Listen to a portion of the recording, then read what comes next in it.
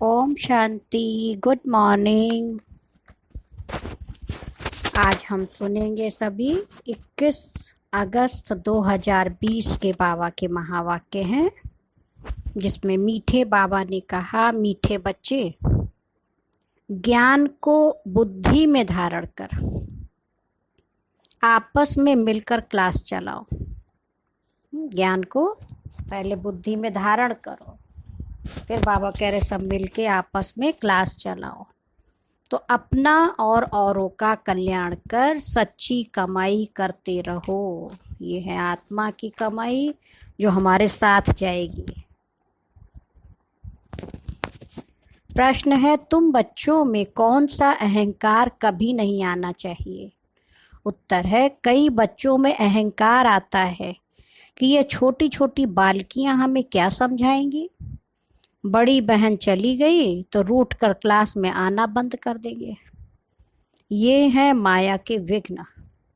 बाबा कहते, बच्चे, तुम सुनाने वाली टीचर के नाम रूप को न देख, बाप की याद में रहकर मुरली सुनो, अहंकार में मत आओ। कईयों को रहता है ना, बड़ी दीदी हैं तभी हम आएंगे, और छोटी बहनें सुना रही तो क्लास में ही नहीं आएंगे। लेकिन मुरली भगवान के महावाक्य हैं, पढ़े कोई भी, तो हम मुरली से तो वंचित ना रहे ना। ये भी अपना अहंकार होता है। हाँ, छोटी बालकियां हैं, छोटी बहनें, ये हमको क्या समझाएंगी। हाँ, तो ये हमें नहीं सोचना है। बाबा ने उनको निमित्त बनाया है, तो हमें बाबा की मुरली को रिगार्ड देना है, जरूर सुनना है। ओम शांति। बाप बैठ बच्चों को समझाते हैं। अब बाप जब कहा जाता है तो इतने बच्चों का एक जिस्मानी बाप तो हो नहीं सकता। यह है रूहानी बाप। उनके ढेर बच्चे हैं। बच्चों के लिए यह टेप, मुरली आदि सामग्री है। टेप रिकॉर्ड है, मुरली सुनते हैं। अभी तो टेप का ज़माना ही ख़त्म हो गया, तो वो भी समय था जब ग्रामोफोन पे गीत सुनते थे, फिर टेप मशीन आई, है ना, तो बाबा की आवाज़ में भी रिकॉर्ड वाली सुन लेते थे। तो देखिए समय बदलता जा रहा है। बच्चे जानते हैं अभी हम संगम युग पर बैठे हैं पुरुषोत्तम बनने के लिए। यह भी खुशी की बात है। बाप ही पुरुषोत्तम बनाते हैं। यह लक्ष्मी नारायण पुरुषोत्तम है ना। इस सृष्टि में ही उत्तम पुरुष, मध्यम और कनिष्ठ होते हैं। आदि में है उत्तम, बीच में है मध्यम और अंत में है कनिष्ठ। हर चीज पहले नई, उत्तम, फिर मध्यम, फिर कनिष्ठ अर्थात पुरानी बनती है। दुनिया का भी ऐसे है। तो जिन जिन बातों पर मनुष्यों को संशय आता है उस पर तुमको समझाना है।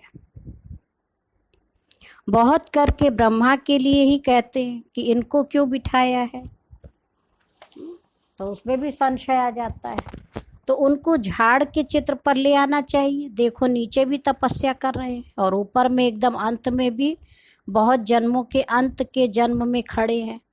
कल वृक्ष का चित्र है ना, जब साकार बाबा थे तो उसी समय शिव बाबा ने वो चित्र बनवाया था। तो झाड़, गोला और त्रिमूर्ति, ये तीन चित्र ब्रह्मा बाबा को, साकार बाबा को शिव बाबा ने साक्षात्कार के द्वारा बनवाया। तो बाबा अपने आप को खुद तो नहीं बिठवा सकते थे, है ना। मम्मा बाबा भी बैठे हैं, देखो सृष्टि चक्र का चित्र और झाड़ का चित्र। झाड़ में जो है कल वृक्ष के नीचे दिखाया, जड़ में भी बैठे हुए मम्मा बाबा, और लास्ट में ब्रह्मा बाबा अकेले खड़े हुए हैं, है ना। वही आत्मा अंत में देखो फिर ब्रह्मा बनी, फिर उसी तन में शिव बाबा आए। और सतयुग के जब स्टार्टिंग हुई तो श्री कृष्ण का स्वरूप बचपन का। तो बाबा कहते मैं इनमें प्रवेश करता हूँ। ये बातें समझाने वाला बड़ा अक्लमंद चाहिए। एक भी बेअकल निकलता है तो सभी बीके का नाम बदनाम हो जाता है ना। तो बाबा कहते इस पॉइंट को प्रॉपर समझाना है कि सृष्टि का जो कल वृक्ष है वो पूरे मनुष्य सृष्टि का ही जो है वृक्ष, और उसका बीज स्वयं निराकार शिव बाबा। तो उल्टा झाड़ है, क्योंकि बीज ऐसे तो जमीन में उगाया जाता है, लेकिन हमारा जो इस सृष्टि वृक्ष का जो झाड़ है उस उल्टा है, क्योंकि शिव बाबा ऊपर है। तो परम धाम में शिव बाबा, जब नीचे आओ तो फिर सबसे पहले जड़ दिखाते हैं, तो ब्रह्मा और सरस्वती, फिर ब्राह्मण बच्चे बैठे, फिर नीचे आओ तो तना हो गया, वो पूरी है ना, सतयुग त्रेता 2 युग हो गया। फिर धीरे धीरे झाड़ बढ़ता गया तो धर्म पिताएं आए, फिर और उसमें भी फ्रिक्शन हो गया, फिर अंत में बढ़ते बढ़ते इतना बड़ा झाड़ आ गया, हाँ, द्वापर कलयुग, और फिर लास्ट में फिर दिखाया ब्रह्मा बाबा को। तो ये मनुष्य सृष्टि का झाड़ कल वृक्ष, और परम धाम में देखे तो निराकारी आत्माओं का झाड़, तो भी उल्टा दिखाया है, ऊपर शिव बाबा और नीचे हम सब लोग हैं। इसको दूसरी तरह से भी देखे तो विश्व का ग्लोब है ना, हम ऊपर बैठे हुए एकदम टॉप में और सारे विश्व की आत्माओं को प्रकाश दे रहे हैं। तो बाबा कह रहे भल कंप्लीट पास तो अंत में ही होते हैं, परंतु इस समय भी समझाना भी ठीक रीति है। इस समय 16 कला संपूर्ण कोई बन न सके, लेकिन समझाने में नंबरवार जरूर होते हैं। परमपिता परमात्मा से प्रीत नहीं है तो विपरीत बुद्धि ठहरे ना, इस पर तुम समझा सकते हो। जो प्रीत बुद्धि है वह विजयंती, और जो विपरीत बुद्धि है वह विनशंती हो जाते हैं। इस पर भी कई मनुष्य बिगड़ते हैं, हाँ, फिर कोई ना कोई इल्ज़ाम लगा देते हैं, झगड़ा फसाद मचाने में देरी नहीं करते, है ना। भगवान से विपरीत बुद्धि हुए तो आपस में लड़ झगड़ के कुछ ना कुछ दंगा करेंगे, कुछ आपस में वो करेंगे, और फिर देखो विद्रोही बन जाते हैं। कोई कर भी क्या सकता है। कभी चित्रों को आग लगाने में भी देरी नहीं करेंगे। ऐसे भी कई बच्चे हैं, है ना, बहुत बार परिस्थितियां आई, अब बाबा के बच्चे गए समझाने, कोई विरोधी आ गए तो देखो वो भी तंग करते थे। तो बाबा ने फिर राय दिया कि चित्रों को इंश्योर कर दो। हापुड़ का हंगामा हुआ तो उसमें देखो आर्य समाजियों ने आकर के बहुत हंगामा किया, तो उन्होंने भड़का दिया उस समय के लड़कों को। तो उन्होंने सब अपना ट्रांसलाइट के चित्र थे सब तर तर तर तर करके खूब उसको तोड़ ताड़ डाला, सब लाइट जलती थी। तो तब से बाबा ने कहा बच्चे तो आप लोग इसका इंश्योर करा दो, इंश्योरेंस तो कम से कम कुछ तो मिलेगा उसका, और कितना पैसा लग जाता है। तो बाबा फिर राय देते हैं ना। बच्चों की अवस्था को भी बाप जानते हैं, क्रिमिनल आई पर भी बाबा रोज समझाते रहते हैं। लिखते हैं बाबा आपने जो क्रिमिनल आई पर समझाया है ये बिल्कुल ठीक कहा है। ये दुनिया वाले तमो प्रधान है ना, दिन प्रतिदिन तमो प्रधान बनते जाते हैं। वो तो समझते कलयुग अभी रेगड़ी पहन रहा है। हाँ, रेगड़ी पहनना माना घुटनों के बल चल रहा है, जैसे छोटा बच्चा नहीं, श्री कृष्ण का चित्र देखे तो घुटनों के बल चल रहे हैं।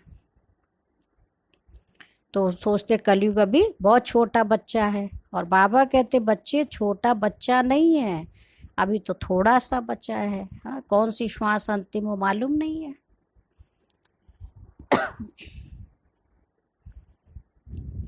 कभी कभी कहते भी हैं ये महाभारत लड़ाई का समय है तो जरूर भगवान भी कोई रूप में होगा। अब रूप तो बताते नहीं हैं, उनको जरूर किसमें प्रवेश होना है। भगवान आएगा भी तो साकार मनुष्य का तन लेगा ना। तो भाग्यशाली रथ गाया हुआ है, रथ तो आत्मा का अपना होगा ना, उसमें आकर प्रवेश करेंगे, उनको कहा जाता है भाग्यशाली रथ। बाकी वो जन्म नहीं लेते हैं, इनके ही बाजू में बैठ ज्ञान देते हैं। कितना अच्छी रीति समझाया जाता है। त्रिमूर्ति चित्र भी है, त्रिमूर्ति तो ब्रह्मा विष्णु शंकर को कहेंगे। जरूर ये कुछ करके गए हैं जो फिर रास्तों पर मकान पर भी त्रिमूर्ति नाम रखा है। जैसे इस रोड का सुभाष मार्ग नाम दे दिया। सुभाष की हिस्ट्री तो सब जानते हैं, उन्हों के पीछे बैठ हिस्ट्री लिखते हैं।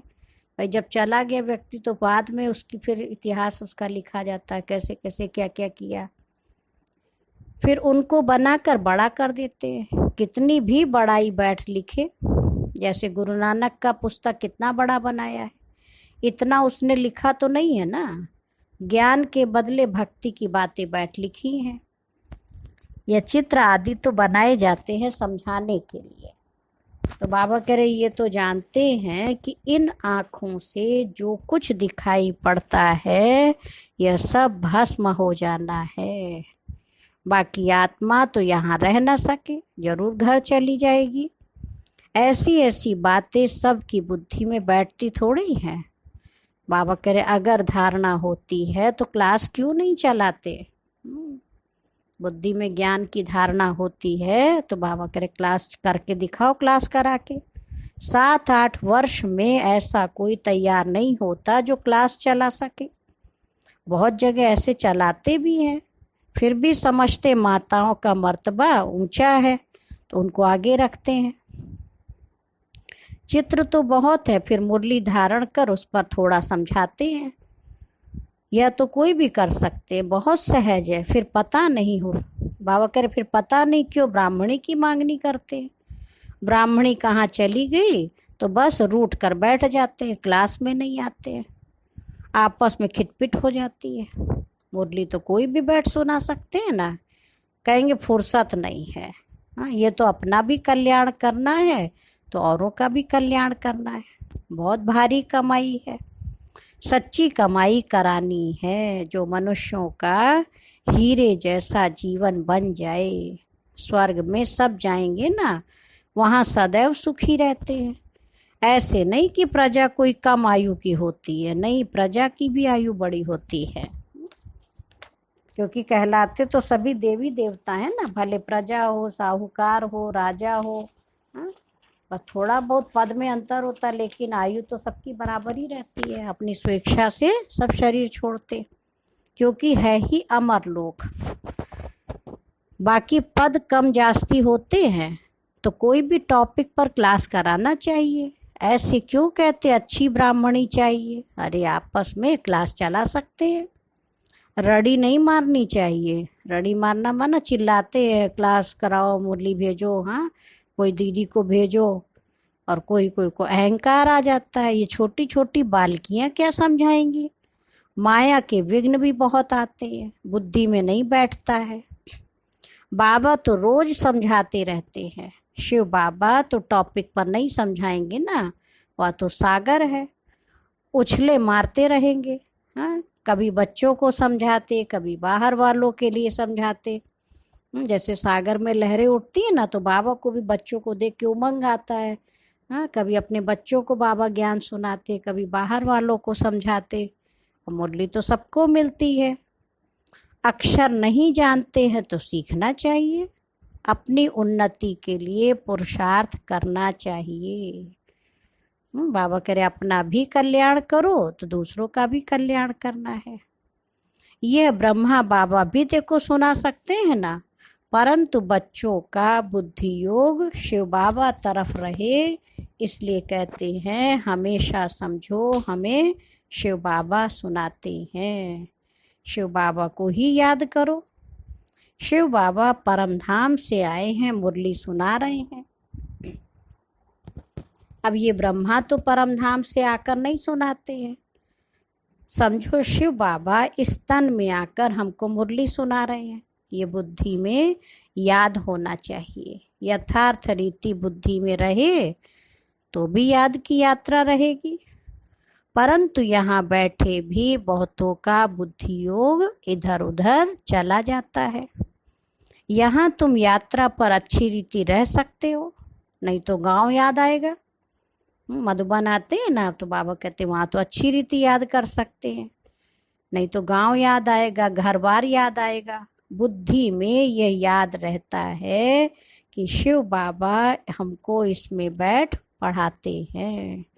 हम शिव बाबा की याद में मुरली सुन रहे थे, फिर बुद्धि योग कहाँ भाग गया। देखो भाग भी जाता है इधर उधर। ऐसे बहुतों का बुद्धि योग चला जाता है। यहाँ तुम यात्रा पर अच्छी रीति रह सकते हो, समझते हो शिव बाबा परम धाम से आए हैं। बाहर गांवड़ों आदि में रहने से ये ख्याल नहीं रहता है। कोई कोई समझते हैं शिव बाबा की मुरली इन कानों से सुन रहे हैं, फिर सुनाने वाले का नाम रूप याद ना रहे। बाबा क्या कह रहे हैं, ये प्रैक्टिस करो, किसी के नाम रूप को नहीं देखना है। हाँ, कि वही सुनाएंगे तो हम सुनेंगे। तो बाबा कहते ये सोच के सुनो कि हम इन कानों से बाबा के महावाक्य सुन रहे हैं। यह ज्ञान सारा अंदर का है। अंदर में ख्याल रहे शिव बाबा की मुरली हम सुनते हैं, ऐसे नहीं फलानी बहन सुना रही है, शिव बाबा की मुरली सुन रहे हैं। हाँ, कहेंगे दीदी आपकी मुरली सुनी, फिर कहेंगे उनकी मुरली सुनी। मुरली शिव बाबा की है ना। पत्र कोई भी पढ़ के सुनाए। तो यह भी याद में रहने की युक्तियां हैं। ऐसे नहीं कि जितना समय हम मुरली सुनते हैं याद में है, नहीं। बाबा कहते बहुतों की बुद्धि कहाँ कहाँ बाहर में चली जाती है। खेती बाड़ी आदि याद आती रहेगी। हाँ, जो खेती करते उनको वो याद आएगा, बिजनेस करते उनको अपना बिजनेस याद आएगा। हाँ, कोई गृहस्थी चलाते घर परिवार है वो अपना याद करेंगे। तो बुद्धि भागती रहती है ना। बुद्धियों कहाँ बाहर भटकना नहीं चाहिए। शिव बाबा को याद करने में कोई तकलीफ थोड़ी है, परंतु माया याद करने नहीं देती है। सारा समय शिव बाबा की याद रह नहीं सकती, और ख्यालात आ जाते हैं। नंबरवार पुरुषार्थ अनुसार है ना। जो बहुत नज़दीक वाले होंगे उनकी बुद्धि में अच्छी रीति बैठेगा। सब थोड़ी 8 की माला में आ सकेंगे। ज्ञान, योग, दैवी गुण ये सब अपने में देखना है। हमारे में कोई अवगुण तो नहीं है। माया के वश कोई भी कर्म तो नहीं होता है। कोई कोई बहुत लालची भी बन जाते हैं, लालच का भी भूत होता है। तो माया की प्रवेशता ऐसी होती है जो भूख भूख करते रहते हैं, खाऊं खाऊं पेट बलाऊं। हाँ, कोई में खाने की बहुत आसक्ति होती है। खाना भी कायदे अनुसार होना चाहिए। ढेर बच्चे हैं, है ना, तो कायदे से खाना है। अब बहुत बच्चे बनने वाले हैं, है ना। कितने ब्राह्मण ब्राह्मणियां बनेंगे। बच्चों को भी कहता हूँ तुम ब्राह्मण बनकर बैठो। माताओं को आगे रखा जाता है। शिव शक्ति भारत माताओं की जय। बाबा भी देखो जय जयकार करते, माताओं की वंदना करते। बाबा कहते अपने को आत्मा समझो और बाप को याद करो। स्वदर्शन चक्र फिराते रहो। स्वदर्शन चक्रधारी तुम ब्राह्मण हो ना। ये बातें नया कोई आए तो समझ न सके। तुम हो सर्वोत्तम ब्रह्मा मुख वंशावली ब्राह्मण कुलभूषण। स्वदर्शन चक्रधारी, देखो कितना बड़ा नाम बाबा ने दिया। हाँ, तुम हो सर्वोत्तम ब्रह्मा मुख वंशावली ब्राह्मण कुलभूषण, ब्राह्मण कुल के श्रृंगार, स्वदर्शन चक्रधारी। हाँ, स्वयं का दर्शन करना। अब नया कोई सुने तो कहेंगे स्वदर्शन चक्र तो विष्णु को है, ये फिर इन सबको कहते रहते हैं, मानेंगे नहीं। इसलिए बाबा कहते हैं नए नए को सभा में अलाउ नहीं करेंगे। समझ नहीं सकेंगे इसलिए बाबा अलाउ नहीं करते। कोई कोई फिर बिगड़ पड़ते हैं, क्या हम बेसमझ है जो आने नहीं दिया जाता है।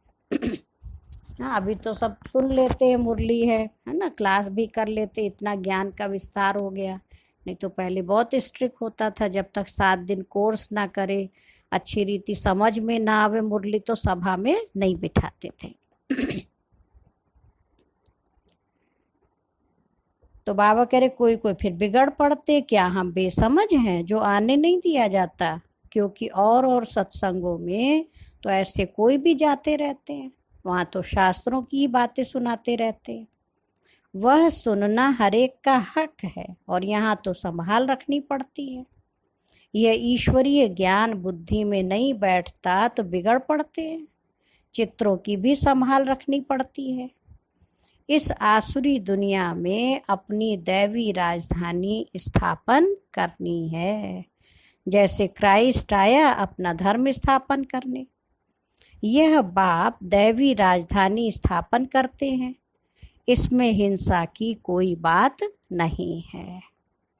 तुम ना काम कटारी की और ना स्थूल हिंसा कर सकते हो, है ना। काम विकार के वशीभूत भी देखो कितना दूसरों को दुख देते, मारा पीट करते हैं, और क्रोध के वशीभूत करते। इसलिए गाते भी हैं मूत पलीती कपड़ धोए। मनुष्य तो बिल्कुल घोर अंधियारे में है। बाप आकर घोर अंधियारे से घोर सोझरा करते हैं, फिर भी कोई कोई बाबा कहकर फिर मुंह मोड़ देते हैं, पढ़ाई छोड़ देते हैं। भगवान विश्व का मालिक बनाने के लिए पढ़ाते हैं, ऐसी पढ़ाई को छोड़ दे तो उनको क्या कहा जाए? महामूर्ख। कितना जबरदस्त खजाना मिलता है। ऐसे बाप को थोड़ी कभी छोड़ना चाहिए। एक गीत भी है, आप प्यार करो या ठुकराओ, हम आपका दर कभी नहीं छोड़ेंगे। बाप आए ही हैं बेहद की बादशाही देने, छोड़ने की तो बात ही नहीं है। हाँ, लक्षण अच्छे धारण करने हैं। स्त्रियां भी रिपोर्ट लिखती हैं, ये हमको बहुत तंग करते हैं, आजकल लोग बहुत बहुत खराब हैं, बड़ी संभाल रखनी चाहिए। भाइयों को बहनों की संभाल रखनी है। हम आत्माओं को कोई भी हालत में बाबा से वर्षा जरूर लेना है। बाप को छोड़ने से वर्षा खलास हो जाता है। हाँ, बाप का हाथ छोड़ा तो प्रॉपर्टी कैसे मिलेगी सुख शांति की? तो निश्चय बुद्धि विजयंती, संशय बुद्धि विनशंती, फिर पद भी कम हो जाता है। ज्ञान एक ही ज्ञान सागर बाप दे सकते हैं और बाकी सब है भक्ति। भल कोई कितना भी अपने को ज्ञानी समझे, परंतु बाबा कहते हैं सबके पास शास्त्रों और भक्ति का ज्ञान है। सच्चा ज्ञान किसको कहा जाता है, यह भी मनुष्य नहीं जानते हैं। अच्छा, मीठे मीठे सिकी लधे बच्चों प्रति माता पिता बाप दादा का याद प्यार और गुड मॉर्निंग। रूहानी बाप की रूहानी बच्चों को नमस्ते। हम रूहानी बच्चों की माता पिता बाप दादा को याद प्यार नमस्ते और गुड मॉर्निंग।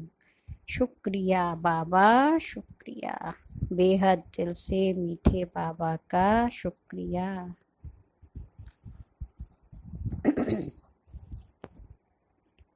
अभी सुनेंगे धारणा के लिए मुरली का मुख्य सार है। फर्स्ट पॉइंट है, ध्यान रखना है कि मुरली सुनते समय बुद्धि योग बाहर भटकता तो नहीं है। सदा स्मृति रहे कि हम शिव बाबा के महावाक्य सुन रहे हैं। यह भी याद की यात्रा है। सेकंड पॉइंट है, अपने आप को देखना है कि हमारे में ज्ञान योग और दैवी गुण है। लालच का भूत तो नहीं है, माया के वश कोई विकर्म तो नहीं होता है। ये सब खुद ही जांच करनी है। और आज बाबा ने वरदान दिया, दिव्य बुद्धि की लिफ्ट द्वारा तीनों लोकों का सैर करने वाले सहज योगी भव। जैसे लिफ्ट में बैठ के चलना सहज होता है ना, आराम से ऊपर चढ़ जाते हैं, तो बाबा कह रहे दिव्य बुद्धि की लिफ्ट से तीनों लोकों का सैर करने वाले सहज योगी भव। संगम युग पर सभी बच्चों को दिव्य बुद्धि की लिफ्ट मिलती है। इस वंडरफुल लिफ्ट द्वारा तीनों लोकों में जहाँ चाहो वहाँ पहुँच सकते हो।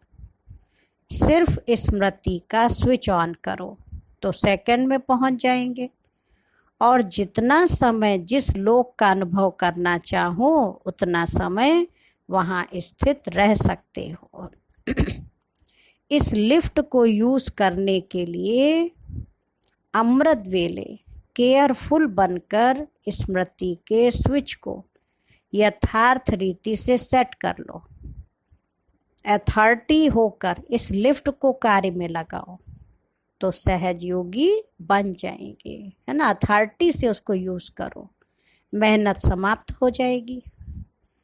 और आज का स्लोगन है, मन को सदा मौज में रखना, यही जीवन जीने की कला है।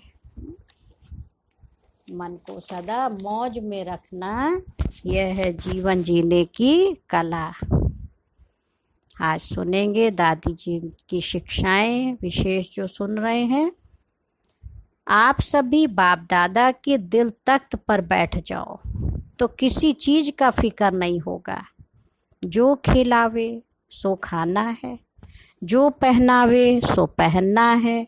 अगर उसे हम बेगरी पार्ट में रखना होगा, अगर बाबा को हमें बेगरी पार्ट में रखना होगा तो भी हम उसमें राजी। अगर हमें राजकुमारों की तरह पालेंगे तो भी राजी हैं। बाकी किस चीज की चिंता। हमारा तो एक ही मंत्र है, जी हजूर हम हाजिर हैं। वह हजूर है जो हुक्म करे। नेक्स्ट पॉइंट है, कई ऐसे योगी होते हैं जो गुफाओं में रहते हैं, एक एक मास पानी पर रहते हैं। अगर हमारे सामने भी कोई ऐसा समय आएगा तो हम भी पानी पर रह लेंगे। इसलिए फिक्र से फारिग रहो।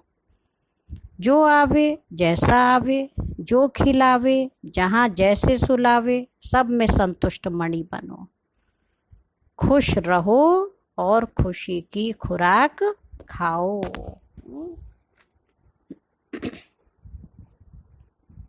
अच्छा, ओम शांति, ओम शांति, ओम शांति।